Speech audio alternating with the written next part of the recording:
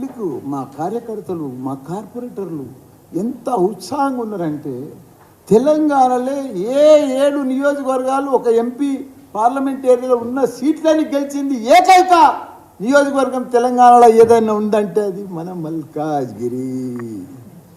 ప్రజలు ఎంత జోష్, ఎంత ఉత్సాహం, అన్ని రకాలు కూడా ఇలా ఆనందంగా ఉన్నారు. వాళ్ళు 3,55,000 మెజార్టీ, ప్రతి ఎమ్మెల్యే 50,000 తోటి గెలిచిండ్రు. అది మామూలు విజయం కాదు. ఇదంతా విజయం ఎవరి విజయము? దీని బ్యాక్గ్రౌండ్ ఎవరు? మన వర్కింగ్ ప్రెసిడెంట్, మన ఐటీ మినిస్టర్.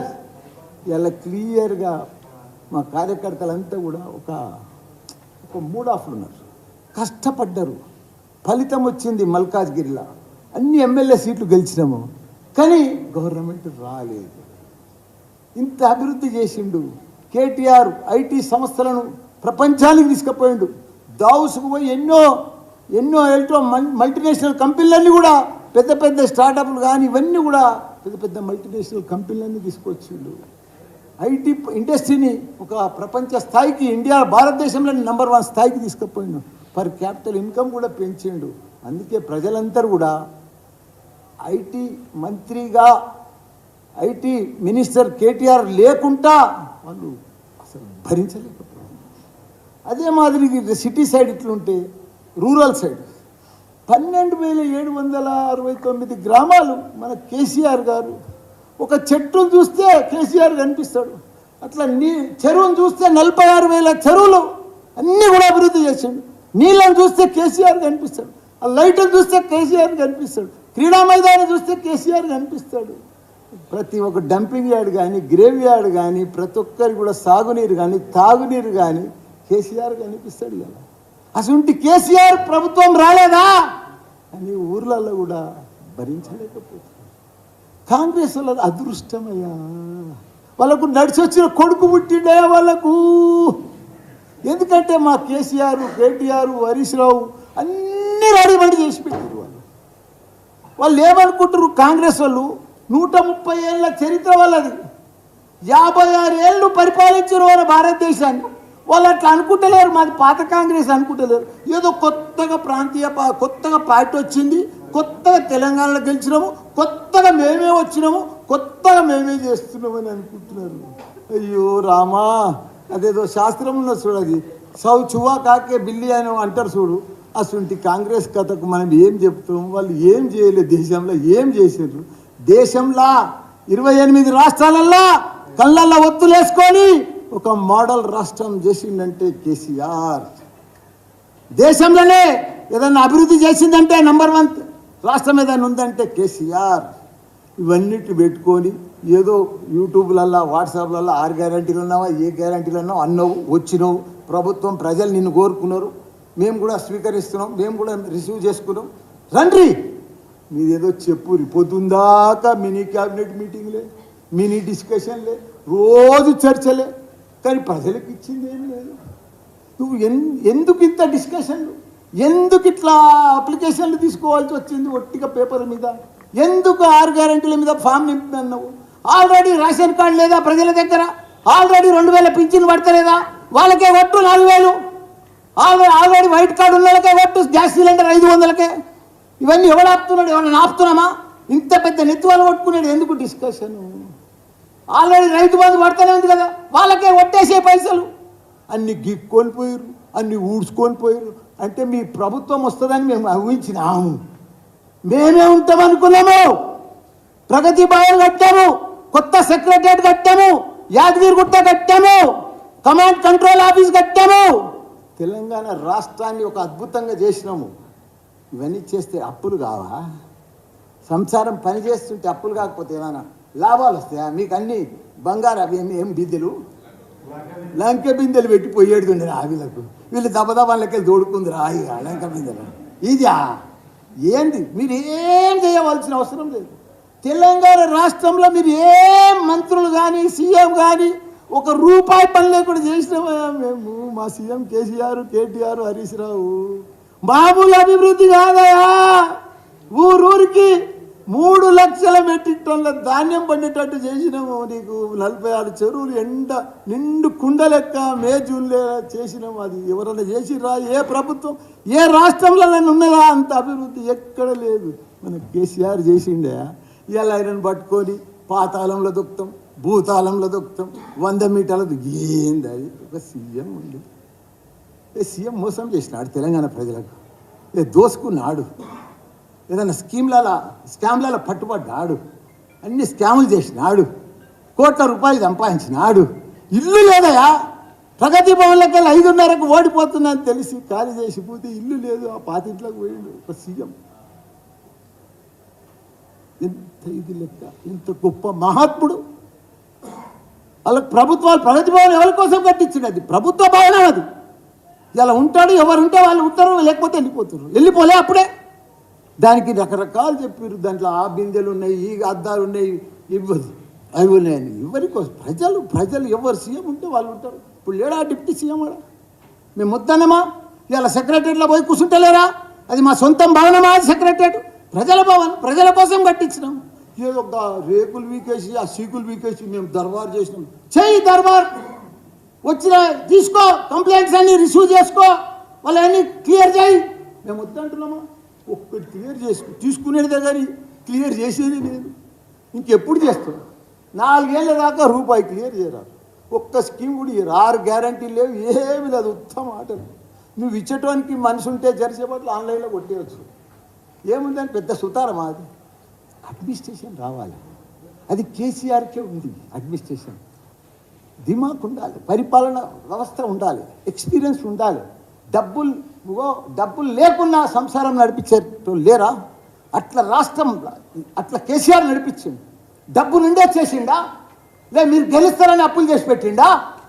అవన్నీ కూడా అభివృద్ధి కోసం ప్రజలు అంతా గుర్తుపడుతున్నారు. కాబట్టి మేమేమో ప్రజలు తప్పకుండా ఎంపీ ఎలక్షన్లో భారీ మెజార్టీతోటి, మాకు మొత్తం 16 సీట్లు భారీ మెజార్టీతో, ఇంకా ప్రజలకు తెలిసిపోయింది. ఈ అప్లికేషన్లు, ఈ తుతుంబాలు, ఇదంతా అంబక్కు, ఇవన్నీ మీటింగులు ఇవన్నీ వస్తున్నాయి. 2 ఇచ్చినాం. 2 ఇచ్చి ఏం చేసారు? బస్సులలో మహిళలను కూర్చోబెడితే కొట్లాడుకుంటారు ఆడ బస్సులలో. ప్రతి ఒక్క ఆటో డ్రైవర్లు పంచాదే, మహిళలు పంచాదే, ఎక్కతానే పంచాదే, దిగతానే పంచాదే. ఏంటది? ఇది అడ్మినిస్ట్రేషన్. మీరు పెద్ద పథకం, అది గొప్ప పథకం ఆర్టీసీది. అరే ఆర్టీసీ గవర్నమెంట్లో కలిపిండు, ప్రతి ఒక్కరిని కూడా గవర్నమెంట్ గెజిటెడ్ చేసి విడిచిపెట్టిండు. అది కేసీఆర్ ఇచ్చిండు. ఎవరు చేయలేరు. ఒక్కొక్క స్కీమ్, ఒక్కొక్క పథకం మామూలుది కాదు. ఎవరు చేయలేరు. కాంగ్రెస్ ఏందే? మొత్తం మనకంటే ముందు కాంగ్రెస్ 10 ఏళ్ళ ముందు వాళ్ళే ఉన్నారు కదా. ఇలా ఏదో నీళ్ళు ఇచ్చిరా, కరెంట్ ఇచ్చిరా, ఏదో కొత్తగా వచ్చినట్టు, ఏదో కొత్తగా స్టైల్, కొత్త సినిమా వచ్చినట్టు, ఏదో అందులో అద్భుతాలు ఉన్నట్టుగా, వాళ్ళే చేస్తున్నట్టుగా, మేమంతా మోసం చేసిపోయినట్టుగా. సరే ఏమేం చేసుకున్నాం? నోరు కట్టుకున్నాం, కడుపు చంపుకున్నాం, కళ్ళలో ఒత్తులు వేసుకున్నాం. రోజు మా ఎమ్మెల్యేలు కానీ, కార్పొరేటర్లు కానీ, కౌన్సిలర్లు కానీ ఇట్లా కరెంట్ రాలేదు, ఇట్లా రెప్ప కొట్టే లోపల కరెంట్ పోలే. ఇప్పుడు ఏమన్నా కరెంట్ పోతుంది, కాంగ్రెస్ వచ్చిందా? ఒక్క స్కీమ్ లేదు, ఒక రైతు బంధు లేదు, ఏమీ లేదు, వేసేదే లేదు, మాట రోజు బాబాగా తిడుతున్నారు. ఊరికి మేము ఏం తప్పు చేసినాము? ఏం మోసం చేసినాము? ఎవరికి అన్యాయం చేసినాము? హైటెక్ సిటీ దిక్కువో, ఎన్ని ఫ్లైఓవర్లు, ఎన్ని అండర్ పాస్లు, ఎన్ని బ్రిడ్జులు, ఎంత లెక్క. ఏ ఊరికి పో, నా మేడ్చల్కి రా, రోడ్డు లేని గ్రామం లేదు. ప్రతి ఊరికి పో, చెట్ల పడతా, రోడ్ల పడతా, అంతా. ఇప్పుడు ఇంట్లో నీళ్ళు కూడా పోయలేరు వీళ్ళు. ఇక్కడ ఎన్ని నర్సరీలు, ఎన్ని చెట్లు, ఎంత గార్డెన్లు, ఎన్ని ఆక్సిజన్ పార్కులు తెలంగాణ. అసలు ఎవ్వరు కాదు, ఎవ్వరు ఊహించలేని అన్నీ కూడా చేసి పెట్టింది ఆ కేసీఆర్. గొప్ప మహాత్ముడే ఆయన. మహాత్మా గాంధీ లెవెల్ మనిషి. ఆయనను పట్టుకొని ఇష్టం ఉన్నట్టు కొత్త మంత్రులు అయ్యి, అరే మీరు పరిపాలన చేయండి, మీరు చెయ్యండి, మీరు ఇచ్చిన గ్యారెంటీలకు ఏదైనా చేయండి, పైసలు వేయండి, దానికోసం ఆలోచన చేయండి. పైసలు ఎట్లా తెస్తాం, ఏం చేద్దాం, దానికోసం చేయండి. కానీ అది ఇచ్చేది లేదు, సచ్చేది లేదు. కానీ పొద్దుందాకా చెప్పేదే, తిట్టేదే. ఇది పద్ధతి కాదు. ప్రజలన్నీ గమనిస్తాం, ప్రజలకు అన్నీ తెలుసు. మేము కూడా మంచిగా మీకు సహకరిస్తాం. మంచిగా మీరు ఎంపీ ఎలక్షన్ దాకా పొద్దుపడగొట్టడం, మేము కూడా అన్నీ చూస్తూనే ఉంటాం. ప్రజలు సరిగా ఎంపీ ఎలక్షన్లో అందరికీ ఎవరికి ఓటేయాలనో సరిగా బుద్ధి చెప్తారు. కాబట్టి ఏది ఏమైనా ఇంత పెద్ద ఎత్తున ఎస్టాబ్లిషన్ చేసి, డెవలప్మెంట్ చేసి, హైటెక్ సిటీ ఇవన్నీ కూడా చేసిరు. కాబట్టి దాన్ని ఖాళీ మీరు మెయింటైన్ చేస్తే చాలు. దాన్ని వీళ్ళు ఏం చేయవలసిన అవసరం లేదా. వీళ్ళు ఆన్లైన్లో నెలకు వీళ్ళు పైసలు వేసుకుంటూ పోతే చాలు. రైతు బంధు వేసుకుంటూ పోతే అయిపోయి. దళిత బంధు అది మన అవైతే బంద్ చేశారు. అన్ని కేసీఆర్ కిట్టు ఉన్నాయన్నీ బంద్ చేసి పెట్టింది. దళిత బంధు లేదు, ఏది లేదు, బీసీ బంధు లేదు, ముస్లిం బంధు లేదు, ఉన్న బంధులని బంద్ చేసారు. మీరు చెప్పిన 6 బంధులే అవి వేసే చాలు. ప్రజలు సంతోషంగా ఉంటారు, హ్యాపీగా ఉంటారు. కానీ అవి కూడా వాళ్ళకి నమ్మకం వెళ్ళిపోయింది. వాళ్ళకి ఏమైపోయింది డౌటు, ఈ కొత్త అప్లికేషన్ నింపితే పాత రేషన్ కార్డు పోతుందని భయమైంది వాళ్ళకు. అందుకే ఎవరు 1000 అప్లికేషన్లు పోతే 200, 300 కూడా తెచ్చిస్తలేరు. ఎందుకంటే భయం. ఇప్పుడు 10 ఏళ్ల కింద నువ్వే తీసుకున్నావు, అప్లికేషన్ పెట్టుకున్నావు, నీకు వైట్ కార్డు ఉండే, రేషన్ కార్డు వచ్చింది, రేషన్ కార్డు వైట్ కార్డు ఉంది. అప్పుడు 10 ఏళ్ళలో నువ్వు ఇంత డెవలప్ అయినావు అనుకో, ఇంత ఇల్లు కట్టుకున్నావు, కారు మోటార్ సైకిల్ కొనుక్కో. ఇప్పుడు దానిలో నింపితే ఆయనతో తుస్సుమంటుంది. 6 గ్యారెంటీలు రావు, ఏ ఉన్నది కూడా బిక్తుంది, పాసది కూడా బిక్తుంది. అదేదో ఉన్న కాని కూసేసుకుంటే అదే ఇంకో కాని పోయినట్టు. ఇప్పుడు అది ఆ ఫామ్ నింపితే అయిపోయా తుస్సు. అందుకే ప్రజలు కూడా భయపడుతున్నారు, చూస్తున్నారు, అబ్జర్వ్ చేస్తున్నారు, అన్నీ చేస్తున్నారు. ఒక్కొక్క ఊర్లో ఎంత అభివృద్ధి, ఎంత పంటలు, ఎంత లెక్క, ఎంత నీళ్లు, ఎంత పర్ఫెక్ట్గా అభివృద్ధి పరిపాలన, ఎంత అడ్మినిస్ట్రేషను. అది కేసీఆర్ అంటే మరి జీర్ణించుకోలేకపోయింది. హైదరాబాద్లో సిటీలో కానీ కేటీఆర్ లేనిది కానీ అక్కడ కేసీఆర్ లేనిది కానీ జీర్ణించకపోతే గ్యారంటీగా ఈ పార్లమెంట్ ఎలక్షన్లో భారీ మెజారిటీతోటి మా మల్కాజ్గిరి మేడ్చల్ అయితే భారీ మెజారిటీ ప్రజలకు అర్థమైపోయింది. కేటీఆర్ లాంటి ఇప్పుడు మీరు అంటుండొచ్చు, కొందరు అంటుండొచ్చు, వీళ్ళకి బీఆర్ఎస్ పార్టీ ఢిల్లీలో ఏం పని, బీజేపీకే పని, కాంగ్రెస్కే పని. కాంగ్రెస్ తోటి బీజేపీ తోటి ఏమి కొట్లాడారు, వాళ్ళు ఏం తెచ్చారు? వాళ్ళు బీజేపీ ఉందా? వాళ్ళు బియ్యం పంచుతున్నారు తప్ప, అచ్చంతలో పంచుతున్నారు తప్ప ఏదన్నా ఇచ్చిరా తెలంగాణ రాష్ట్రానికి? ఒక్క స్కీమ్ చెప్పు, ఒక్క ప్రాజెక్ట్ చెప్పు, ఏదన్నా మోడీ పేరు మీద ఏదన్నా ఇచ్చిరా? మన కిషన్ రెడ్డి ఏదన్నా తెచ్చిండా? ఒక్కటి చెప్పు ప్లీజ్. నాకైతే తెలియదు, మరి మనం తెచ్చిండొచ్చు, చాలా పైసలు తెచ్చిండొచ్చు. ఎందుకంటే ప్రతి దాంట్లో వాళ్ళదే ఉందని చెప్తారు. ఒక్కటన్నా వాళ్ళ పేరు మీద 10 ఏళ్ళల్లా వాళ్ళు 10 ఏళ్ళు ఉన్నారు, మనం 10 ఏళ్ళు ఉన్నాం. ఒక్కటి లేదు, వాళ్ళది అయిపోయింది.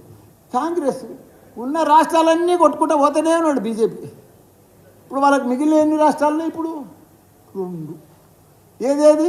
కర్ణాటక, తెలంగాణ. మోడీ మన ప్రైమ్ మినిస్టర్ వస్తుంటాడు, 3వసారి ప్రైమ్ మినిస్టర్ అయినాక ఏం చేస్తాడో మీకు కూడా తెలుసు కదా. అట్లా ఇప్పుడు ఈ 10 ఏళ్ళు అయింది, 3వసారి మళ్ళీ ప్రైమ్ మినిస్టర్ అయినా అనుకో, ఈ 5 ఏళ్ళలో ఎన్ని రాష్ట్రాలు కొట్టుకొచ్చినాడు ఆయన? మీరు చెప్పకపోతే నాకు లెక్క రాదు. మీరు చెప్పా 8 రాష్ట్రాలు కొట్టేసాడు. ఆయనకి 3వ లెక్కన.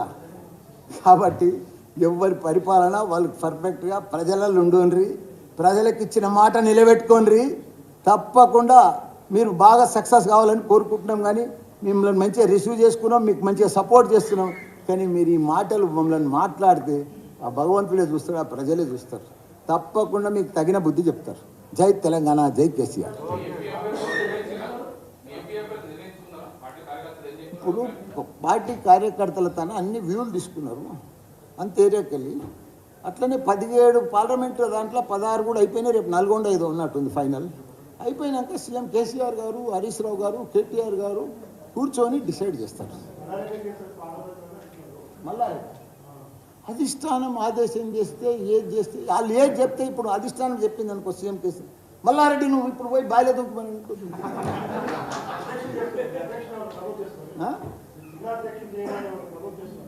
జిల్లా అధ్యక్షుని, అది పార్టీయే కదనా. జిల్లా అధ్యక్షుడు మల్లారెడ్డి కొడుకు కోడలు అని మీకు రకరకాల డౌట్స్ ఉన్నాయి. మీకు ఆ డౌట్స్ అని వద్దు.